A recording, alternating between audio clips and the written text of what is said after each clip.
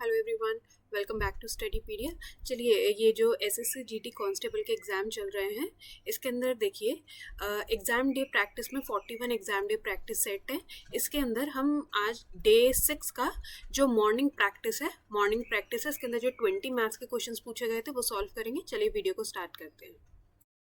चलिए question number 1 देखते हैं। देखिए वो क्या कह रहा है, दो दलों द्वारा लड़े गए चुनाव में दल ए ने दल बी से कुल मतों के 16% अधिक मत प्राप्त किए हैं। देखिए अगर आप ये देखो ए प्लस बी, अगर टोटल वोट की बात करें, टोटल मतों की बात करें तो वो कितने हैं 100%, और वो बोल रहा है दल ए ने दल बी से 16% अधिक मत प्राप्त किए हैं। तो अगर मैं इन दोनों का डिफरेंस देखूं तो वो कितना आएगा 16।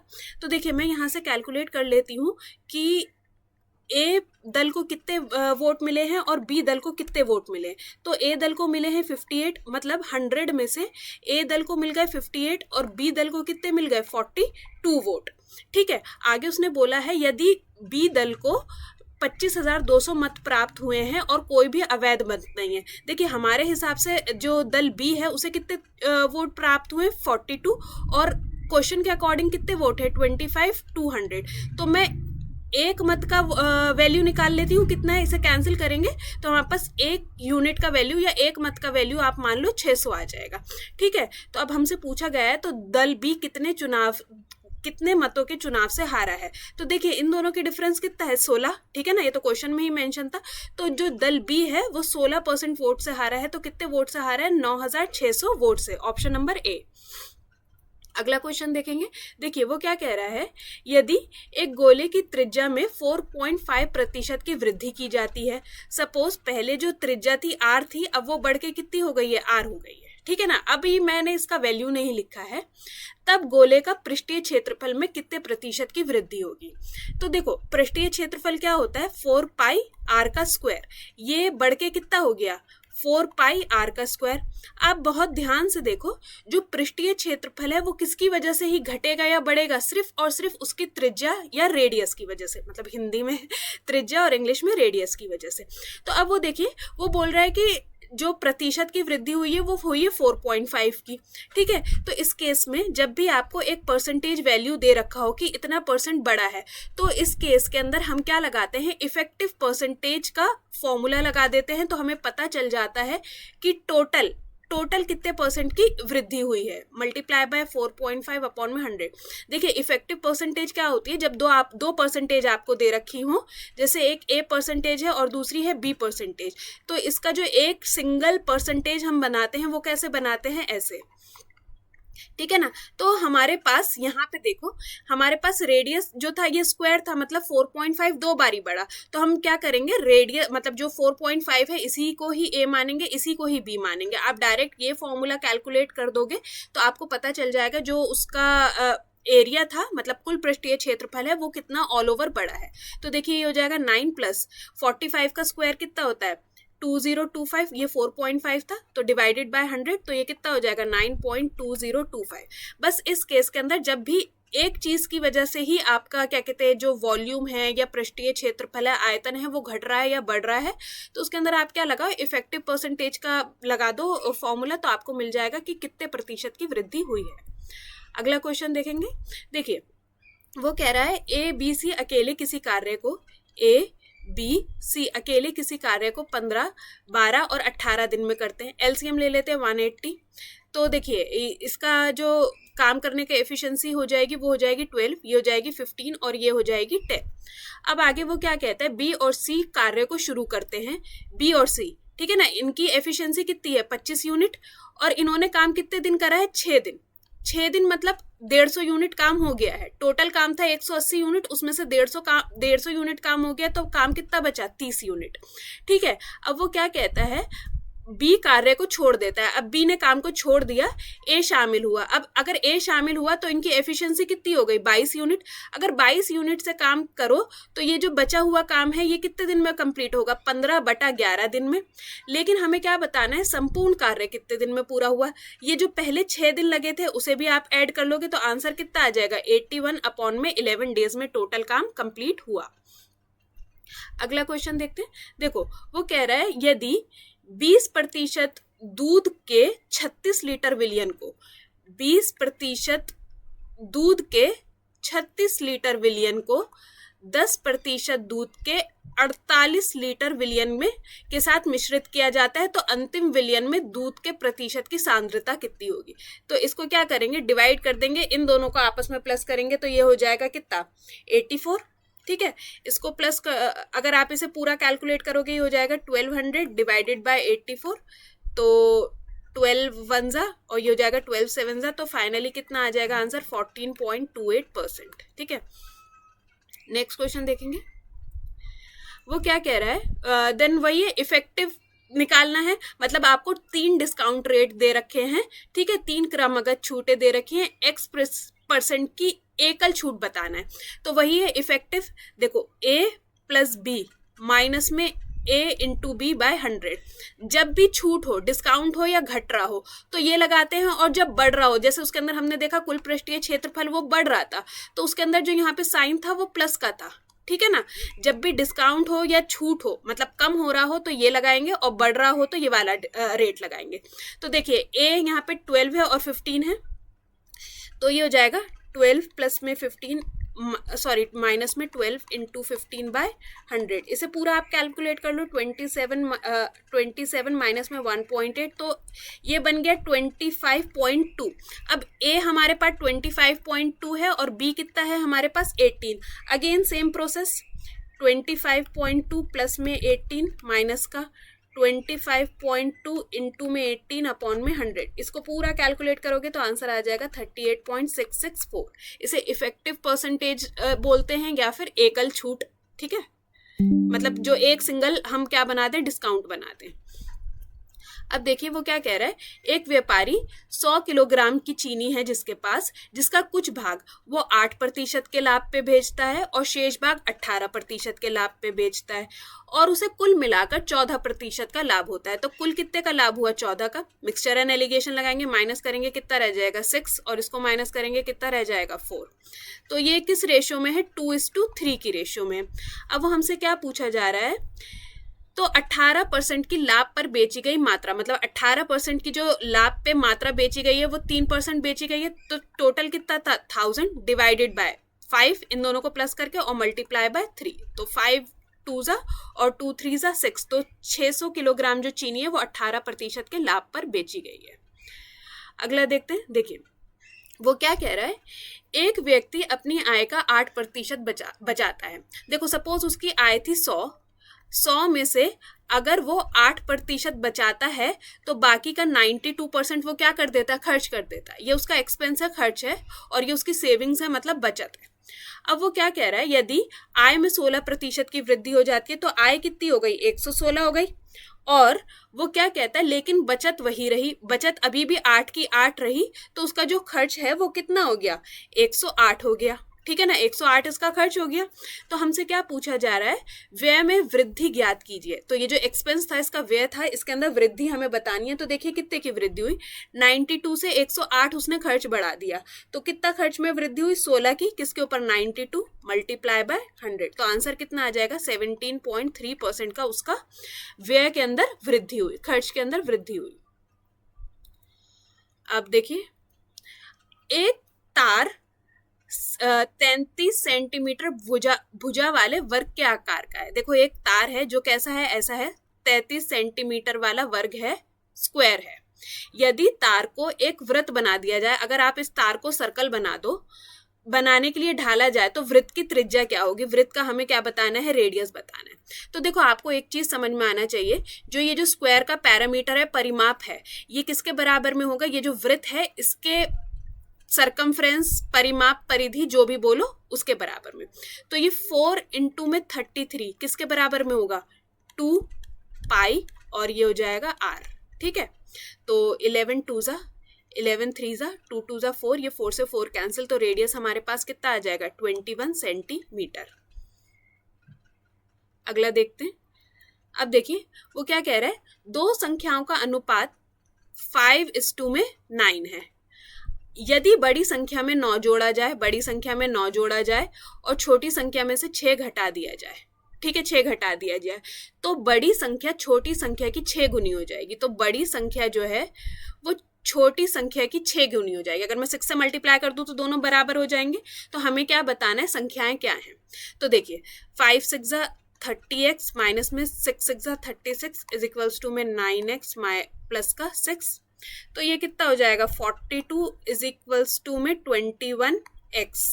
तो 7 3 और ये 7 6 3 1 3 2। तो मेरे पास x का वैल्यू कितना आ गया 2। अब पहली संख्या थी 5x को अगर मैं 2 से मल्टीप्लाई कर दूं 10 और दूसरी कितनी आ जाएगी 18। तो ऑप्शन नंबर सेकंड, दो संख्याएं कितनी है 10 और 18। अब देखिए वो क्या कह रहा है, 6 भाइयों की औसत आयु कितनी थी 15 वर्ष। जब 6 लोग थे तो उनकी जो औसत आयु थी वो कितनी थी 15 वर्ष। ये एवरेज है, औसत है। अब यदि उसमें उसके पिताजी भी शामिल हो गए, अगर पिताजी शामिल हो गए तो जो पहले 6 लोग थे अब वो 6 से बढ़ के कितने हो गए 7 हो गए। तो जो औसत है वो कितना बढ़ गया 7 वर्ष बढ़ गया। तो पहले औसत 15 था, अब कितना हो गया 7 बढ़ के 22 हो गया। लेकिन ये 7 बढ़ के जो 22 हुआ है इसका कुछ हमारा यूज नहीं है, मैंने सिर्फ बता दिया। तो उन्हें बताना है पिता की आयु कितनी थी। अब देखिए तब क्या करते हैं, जब भी एक आदमी बड़ा हो और उसकी वजह से औसत बढ़ गया हो और हमसे उसी पर्सन की, उसी इंसान की, उसी व्यक्ति की आयु पूछी जाए तो क्या करते हैं। तो देखिए पहले 6 लोग थे, अब जब करंट में मतलब जब या तो लोग बढ़ गए या घट गए, तो अब जो जितने लोग हैं उतने लोग मल्टीप्लाई में जितना औसत बड़ा होता है, तो कितना औसत बढ़ा है 7 बढ़ा है, तो कितना हो गया 49 हो गया। तो जो वो पर्सन है जिसकी वजह से औसत बढ़ा है तो उसकी अगर आप एज पूछी जाए तो वो 15 से 49 ज्यादा होगी। तो कितनी हो गई 464। जो पिताजी की आयु है वो कितनी हो गई 64 वर्ष है। अगला देखते हैं, वो कह रहा है एक भिन्न के, एक फ्रैक्शन के अंश को 25% कम कर दिया। तो ये 100 था, इसे 25% कम कर दिया, 75 कर दिया, और उसके हर को, उसके डिनोमिनेटर को 100 से 25% बढ़ा दिया, तो मतलब 125 कर दिया। अब वो कह रहा है नया भिन्न मूल भिन्न से कितना प्रतिशत कम है। अभी देखो सबसे पहले अगर मैं इन दो को दो अलग मानूं, ये था फर्स्ट जो एक्चुअल था, मूल भिन्न था, और जो ये अब नया भिन्न है। अगर मैं इसे परसेंटेज में ही कन्वर्ट करूं तो मल्टीप्लाई बाय 100 करूंगी, तो ये तो देखो था 100%। इसका करेंगे 25 3 25 4 और ये हो जाएगा 25 5 तो ये हो जाएगा 20। तो ये कितना परसेंट हुआ 60%। अब बस हमसे यही पूछा गया है जो भिन्न था मूल भिन्न से कितना प्रतिशत कम है। तो कितने प्रतिशत कम है, ये 40% कम है। अगला क्वेश्चन देखते हैं। देखो वो क्या कह रहा है, पाइप ए द्वारा किसी टंकी को 3 घंटे में भरा जाता है। पाइप ए द्वारा किसी टंकी को 3 घंटे में भरा जाता है और बी द्वारा 5 घंटे में भरा जाता है। ठीक है, अब देखो टोटल वर्क मैंने निकाल लिया 15। ए की एफिशिएंसी काम करने की है, 1 घंटे में वो 5 यूनिट भरेगा और बी 1 घंटे में 3 यूनिट भरेगा। अब देखो सुबह 7 बजे पाइप ए खोला गया, अभी देखो 7 बज रहे हैं, 7 बजे पाइप ए खोला गया, अभी 15 यूनिट काम था। 7 बजे पाइप ए खोला गया, यदि पाइप बी 8 बजे खोला गया, मतलब 1 घंटा पाइप ए ने अकेले काम करा, तो कितना काम उसने कर दिया 5 यूनिट काम कर दिया। अब काम बचा 10 यूनिट। ठीक है, तो हमसे क्या पूछा गया, टैंक कितने बजे भरेगा। अब देखो 7 से आप कितने बजे पे पहुंच गए हो, 8 बज चुके हैं। ठीक है ना, अब 8 बजे पाइप बी भी खुल गया। अब ये दोनों काम करेंगे 8 की एफिशिएंसी से, तो 2 5 2 4। अब आप इसे डिवाइड कर दोगे तो आंसर आएगा 1.25। अगर आप देखो 8 बजे के अंदर आप 1.25 ऐसे ही एग्जैक्ट ऐड नहीं कर सकते कि 9:25 पे भरेगा। देखिए 9 तो बज गए हैं, ये जो 0.25 था इसको आपको किसके अंदर कन्वर्ट करना पड़ेगा, मिनट के अंदर। तो आप जब इसे मिनट के अंदर कन्वर्ट करोगे तो ये कितना हो जाएगा, इतना, 2 के बाद डेसिमल है, तो आपका ये आ गया 15 मिनट। तो 9:15 के ऊपर आपकी टंकी भरी जाएगी। ठीक है ना, तो ये डायरेक्ट जब डेसिमल के अंदर 25 30 आए तो पहले उसे मिनट में कन्वर्ट करो, और मिनट में कन्वर्ट करने के लिए आपको उसको किससे मल्टीप्लाई करना है, 60 से मल्टीप्लाई करना होता है। अब देखिए इस क्वेश्चन के अंदर, उसके अंदर आपसे क्या पूछा गया है, इसका HCF बताना है। ठीक है ना, महत्तम समापवर्तक ज्ञात कीजिए, उसे इंग्लिश में HCF बोलते हैं। तो देखो सबसे पहले इसके फैक्टर बनाओ। 245 के अगर आप फैक्टर बनाओगे तो ये कितना हो जाएगा, 5 इंटू में 7 इंटू में 7, 175 25 7 सा तो 5 इंटू 5 इंटू में 7 और ये हो जाएगा 385। इसके फैक्टर बनाओगे आप तो ये बन जाएगा 5 इंटू में 7 इंटू में 11। तो देखो हाईएस्ट कॉमन फैक्टर क्या है जो सबके अंदर है, ये है 35। ठीक है, तो ऑप्शन नंबर ए 35 रहेगा। नेक्स्ट देखते हैं, देखिए 30, 45 और 52, 30, 45 और 52 विद्यार्थी वाले प्रत्येक अनुभाग का औसत, अगर ये औसत था तो मैं कुल निकाल लेती हूँ अंकों का, ये औसत था तो इनको अगर मैं नंबर ऑफ स्टूडेंट से मल्टीप्लाई कर दूं, क्योंकि ये क्या था, नंबर ऑफ स्टूडेंट था और ये उनके औसत अंक थे, अगर मैं नंबर ऑफ स्टूडेंट को औसत अंकों से मल्टीप्लाई कर दूं तो ये क्या आ जाएगा, उनका सम ऑफ नंबर, मतलब उनके कुल नंबर कितने थे। तो ये 30, ये 45 से करेंगे तो 45 का स्क्वायर 2025 और 52 को करेंगे 41 से तो ये आपका आ जाएगा 2132। अगर मैं इन सभी अभ्यर्थियों का कुल अंक निकालूं तो वो कितने हो जाएंगे, 5057। ठीक है, और ये total number of student, total number of विद्यार्थी कितने हो जाएंगे, 127। अब हमसे पूछा जा रहा है संयुक्त सभी अनुभागों का औसत, तो संयुक्त औसत कैसे निकालेंगे, 5057 डिवाइडेड बाय 127, इसको करना पड़ेगा तो आंसर रह जाएगा 39.8। अगला देखते हैं।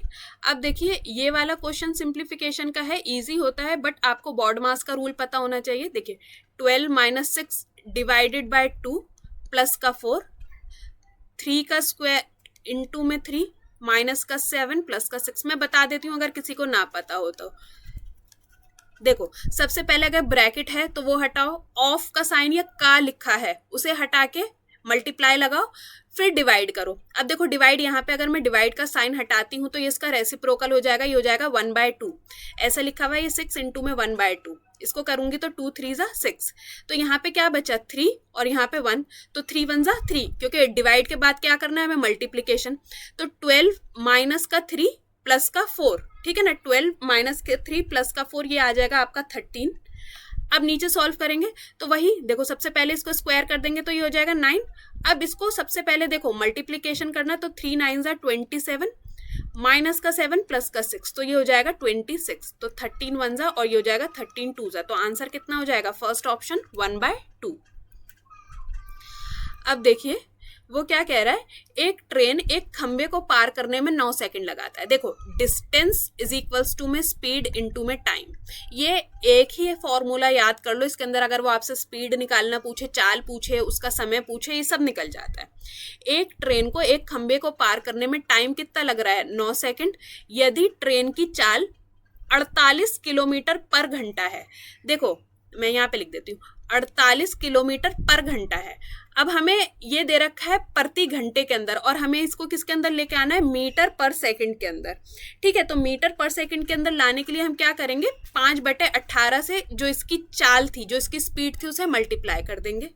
ठीक है, तो देखिए 9 1 = और 9 2 = 2 से 2 2 = और ये हो जाएगा 2 4 = तो हमसे क्या पूछा गया है, ट्रेन की लंबाई क्या है। देखिए जो ट्रेन की लंबाई है वही उसका डिस्टेंस है।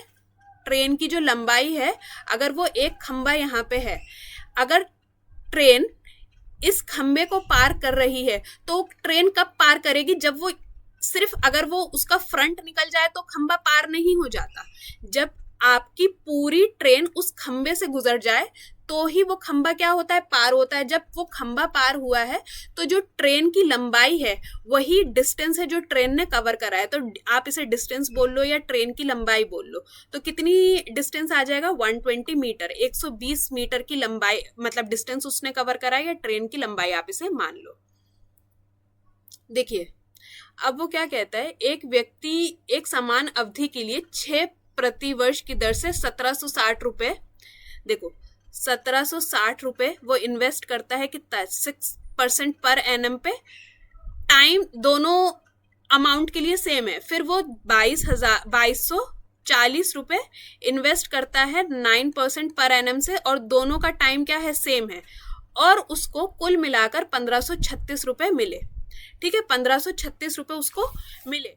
ब्याज पे, तो हमें बताना है समय, बताना है वर्ष, बताना है कि कितने टाइम के लिए उसने इन्वेस्ट करा था। ये कैंसिल कर देंगे, ये इधर से कैंसिल कर देंगे, तो देखिए ये हो जाएगा 1056t प्लस में ये हो जाएगा 2016t और ये 15360 और ये 10 इधर, अगर आपने एलसीएम लेके प्लस करा है तो 10 कॉमन था, 10 इधर जाके हो गया मल्टीप्लाई। तो देखिए ये रह जाएगा आपका 3072t इज इक्वल्स टू में 15360। तो यहाँ से t का वैल्यू कितना आ जाएगा 5। तो टोटल 5 वर्ष के लिए उसने इन्वेस्ट करा था।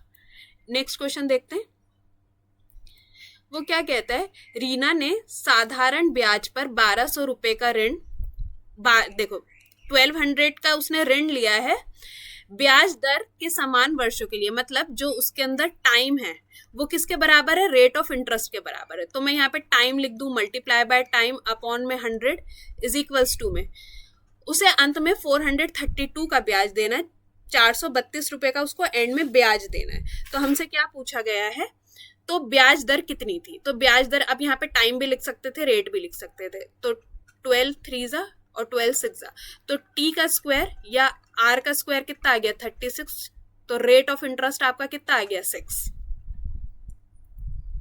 नेक्स्ट क्वेश्चन देखेंगे, देखो वो क्या कह रहा है, 23 संख्याओं का औसत कितना है 21, 23 संख्याओं का जो औसत था वो था 21। अब वो कह रहा है यदि प्रत्येक संख्या को 2 से गुना किया जाए तो नया औसत क्या होगा। तो औसत को भी हम क्या करेंगे, 2 से ही क्या करेंगे, गुना कर देंगे। तो नया औसत कितना हो जाएगा 42। चलिए देखिए इसके अंदर भी ऐसे क्वेश्चंस के अंदर बॉड मास का रूल फॉलो होता है, बस वही करेंगे। देखो ये 2 6 12 13/6, मैं भी पूरा क्वेश्चन उतार लेती हूँ। मल्टीप्लाई, ये ब्रैकेट ऑफ होने के बाद होगा, ठीक है। तो ये हो जाएगा अपना 26 मल्टीप्लाई बाय 1 प्लस में 19, तो ये हो जाएगा 45/26 प्लस में 15/13 मल्टीप्लाई बाय, ये है हमारे पास 5/7, डिवाइड का साइन हटा के मल्टीप्लाई करेंगे तो ये हो जाएगा 14/25, रेसिप्रोकल हो जाएगा, तो 7 2 जा, ठीक है, और ये 5 5 जा। तो देखो अब आप यहाँ पे देखो, ये जो मल्टीप्लिकेशन का ये ब्रैकेट है इसको मैं हटाऊंगी, मैं इरेज ही कर देती हूँ क्योंकि इतना स्पेस नहीं है। तो ये रह गया 2/5 आपके सामने, ठीक है, जस्ट अ सेकेंड, ठीक है। तो जब ये ब्रैकेट हटेगा तो ये यहाँ पे आ गया आपका 2/5, इसे तो पहले मल्टीप्लिकेशन होता है फिर उसके बाद एडिशन या सब्ट्रैक्शन होता है। तो ये 5 1 जा, ये 5 3 जा 15, ठीक है। तो ये कितना रह गया यहाँ पे 6/13, ठीक है, 6/13। मैं बीच में से सारा इरेज कर देती हूँ, देखो 2 3 जा 6 और अपॉन में, ठीक है। अब ये दोनों जब आपस में प्लस होंगे, इसे आपस में प्लस कर देते, तो ये कितना हो जाएगा 26 आ गया, 45 प्लस में 12, तो ये आपका कितना बन गया 57/26, ठीक है। ये जो पूरा ब्रैकेट था अब ये फाइनल बना 57/26 इंटू में 13/6, तो 13 1 जा 13 2 जा, तो ये हो गया हमारे पास 57/12। अब देखो इसको करेंगे 57/12, 12 4 जा 48, यहाँ पे क्या बचा 9 बचा, तो देखो 4 9/12 ऐसे करके, मतलब मिक्स फ्रैक्शन को ऐसे लिखते हैं, मतलब एंटी क्लॉकवाइज चलाते हैं। तो पहले 4, फिर इसको 3 3 जा 9, 3 4 जा 12, तो आंसर आपका फाइनल कितना आया 4 3/4, ऑप्शन नंबर 1, ठीक है। सो अभी हमने पूरे 20 क्वेश्चन सॉल्व कर लिए। नेक्स्ट वीडियो के अंदर मैं अभी इवनिंग जो शिफ्ट के अंदर इवनिंग प्रैक्टिस बैच था वो भी कर दूंगी, और जो आज 4 मई का है वो भी करेंगे जैसे ही टेक्स्ट बुक उसे रिलीज कर देगा। चलिए वीडियो अच्छा लगा हो तो एक सब्सक्राइब जरूर करिएगा, मिलते हैं नेक्स्ट वीडियो में।